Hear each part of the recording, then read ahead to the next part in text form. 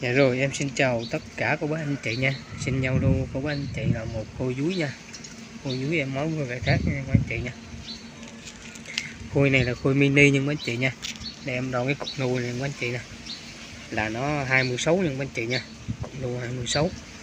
Này, cây gồm một đột sống đây rồi, đây sống cục sống nhưng các anh chị nha. Đây, cây có cái điểm nuôi rất đẹp nha các anh chị nha. Một cô dúi hang mini nhưng các anh chị nha. Đây, nuôi cục của nó nè. Nụ của nó là 26 nha các anh chị nha. Một cây dúi mini. Mini nha các anh chị nha. Đây vừa con cục nụ rất là to nha các anh chị nha. Rất đẹp cho các anh chị nha.